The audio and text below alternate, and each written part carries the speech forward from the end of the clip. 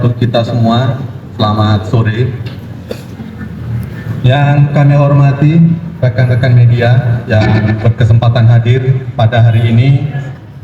Pertama-tama kami mengucapkan terima kasih untuk kesabarannya, karena dari pagi berusaha untuk mencarikan informasi atau berita terakurat terkait dengan perkembangan penanganan perkara yang sedang kami tangani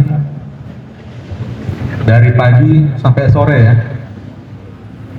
Pada kesempatan hari ini, pada hari ini Rabu 3 Juni 2026, tim penyidik pada Jaksa Agung Muda Tindak Pidana Khusus Kejaksaan Agung RI setelah melakukan serangkaian penyidikan, hari ini telah menetapkan 3 orang tersangka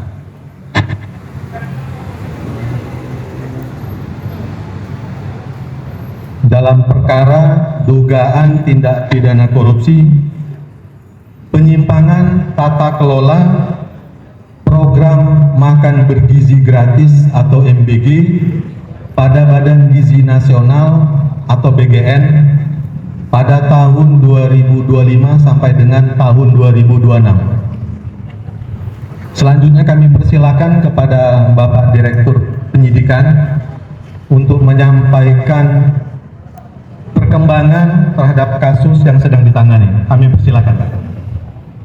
Terima kasih. Terima kasih pada teman-teman media semua. Bahwa pada hari ini, Rabu, tanggal 3 Juni 2026, berdasarkan surat perintah Direktur Penyidikan, tanggal 29 Mei 2026, perihal penyidikan perkara dugaan tindak pidana korupsi, tata kelola program makan bergizi gratis atau MBG pada Badan Gizi Nasional tahun 2025 sampai dengan tahun 2026. Tim penyidik pada Jampitsus telah melakukan pemeriksaan terhadap beberapa orang saksi, diantaranya adalah 3 orang saksi, yaitu atas nama Saudara DH selaku Kepala Badan Gizi Nasional periode bulan Agustus 2024 sampai dengan 2 Juni 2026, Saudara SS selaku Wakil Kepala BGN bidang operasional pemenuhan gizi periode 17 September 2025 sampai dengan 2 Juni 2026, dan Saudara LP selaku Wakil Kepala BGN bidang operasional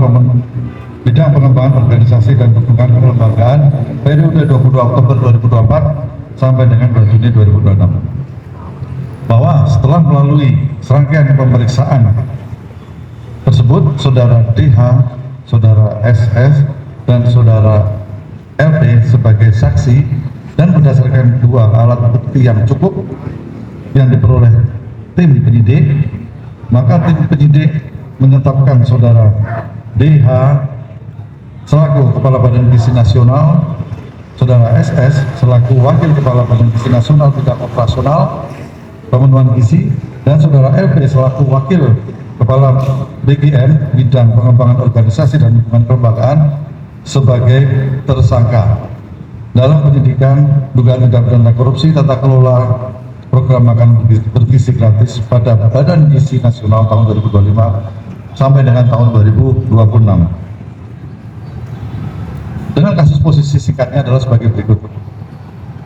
Bahwa sejak tanggal 6 Januari 2025, pemerintah telah melaksanakan program MBG makan bergizi gratis atau disingkat MBG yang merupakan program prioritas nasional yang diselenggarakan melalui Badan Gizi Nasional dalam bentuk pemberian makan bergizi secara gratis dengan tujuan pemenuhan angka kecukupan gizi atau AGG anak sekolah dengan total anggaran tahun 2025 sebesar 85,27 triliun dan tahun 2026 sebesar 268 triliun yang bersumber dari APBN.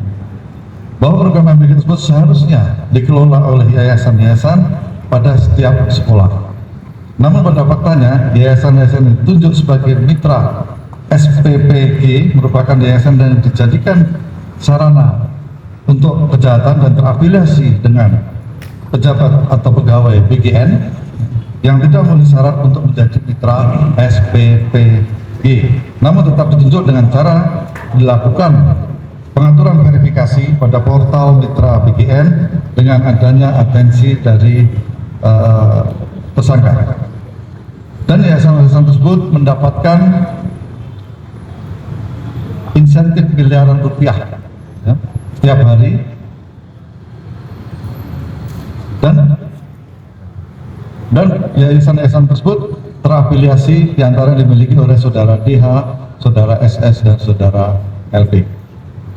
Bahwa selain menggunakan yayasan yang terafiliasi tersebut, saudara DH bersama-sama dengan saudara SS dan saudara LP dalam melakukan proses pengadaan baik barang dan jasa di BGN secara melawan hukum, melakukan intervensi kepada BPK, sehingga dalam penyusunan KAK pengadaan barang dan jasa pada BGN tidak disusun sesuai kebutuhan real di lapangan dan adanya markup harga pengadaan, sehingga terjadi kerugian yang tidak mendukung operasional pelaksanaan MBG.